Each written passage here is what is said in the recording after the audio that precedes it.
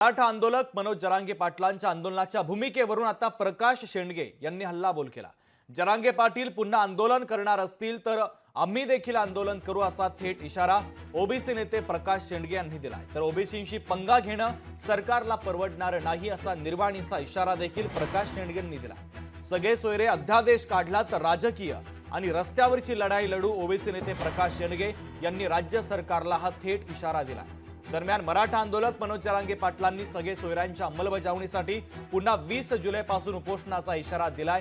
त्यावरून ओबीसी नेते प्रकाश अण्णा शेंडगे यांनी आंदोलनाची भूमिका घेतलेली आहे। त्यांनी सरकारवर देखील प्रहार केला आहे।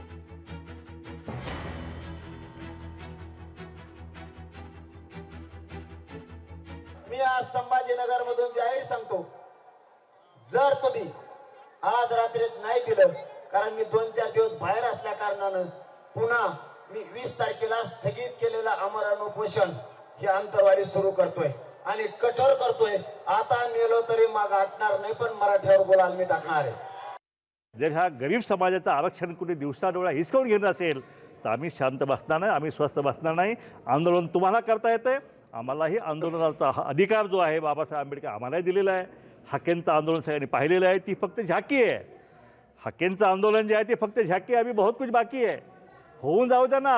आणि जरांगे तुम्ही ह्या भुजबळ साहेबांच्यावरती किंवा आमच्या नेत्यांच्यावरच्या शिव्या तुम्ही नाही थांबवल्या, आमची पोरंसुद्धा शांत बसणार नाहीत। ज्या शिव्या ज्या आहेत, शिवांचा उगमच आमच्या भटक्या मुक्ताच्या वाड्यावस्थेत होतो आणि त्यामुळे त्या शिव्या तुम्ही नाही सहन करणार आणि म्हणून त्या शिव्या थांबवा। या ठिकाणी कायदेशीर भाषा बोला, संविधानाची भाषा बोला ना। लोकशाही मराठी ऐका, पहा, जागरूक रहा।